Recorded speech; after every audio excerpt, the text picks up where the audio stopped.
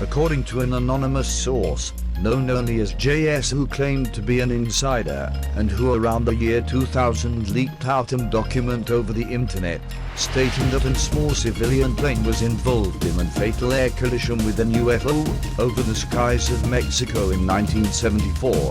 The unnamed source emailed to a considerable number of UFO investigators and stated in a report that on August the 25th, 1974, whilst a civilian aircraft was on a routine flight from El Paso, Texas, with its flight said to be heading toward Mexico City, but across the border.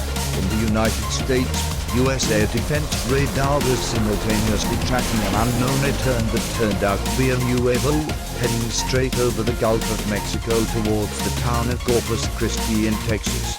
The unknown radar return was traveling very fast, over 2,000 miles an hour, with American air defense authorities assuming it was a meteor, but that soon changed when the unknown dramatically altered its course and descended with a new heading towards Mexico and Coyame, a peaceful desert town with a population of 2,000 that lay 40 miles or so south of the US border. At 2200 hours, the object disappeared from US radar screens. Nearly an hour later, a Mexican civilian radio station announced an aircraft had crashed near Coyame, with the next morning, the Mexicans beginning a search and rescue operation for a downed civilian plane. The team soon spotted wreckage from the air and announced there was another crash site just a few miles away.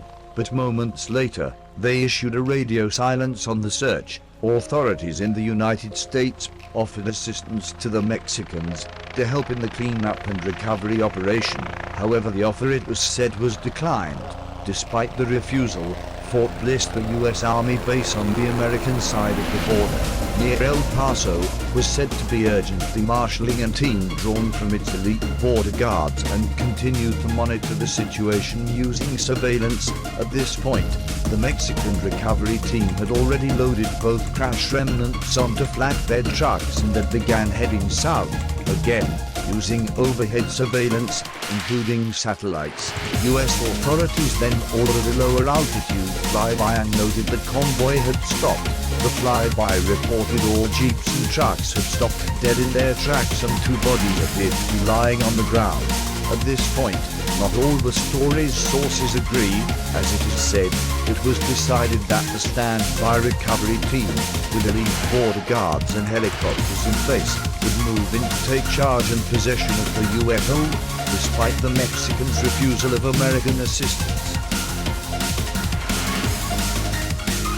The American forces arrived on the scene at about 4 p.m. and strangely they're said to be in biohazard suits. They found, according to some sources, all of the Mexican recovery team members apparently dead, and placed on the back of the Mexicans' flatbed trucks was a metallic saucer craft, the color of polished steel, and about 16 feet across, with no markings and distinct UFO. The civilian plane was found in small pieces, the result of a head-on collision with the disc, but the disc showed only minor signs of damage. The U.S. recovery team, it is also said, decided to raise the saucer-shaped craft by helicopter and destroy with high-yield explosives all traces as well the evidence of the dead bodies of the Mexican recovery team. This included the vehicles and the pieces of the civilian airplane. Nobody really knows what caused the deaths of the 4 Mexican soldiers or policemen, but some go much further than an unknown or unearthly toxin leaked from the craft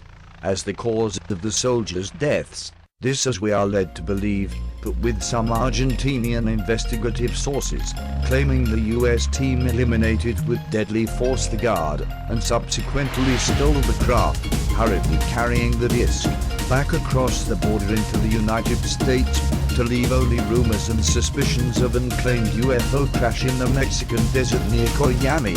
However, UFO investigators had found the older residents of Coyame. Do remember that day in 1974, Some said they saw soldiers passing through the town, others the wreckage of the plane in flames, wreckage that incidentally can still be found to this day in the desert regions near Coyame.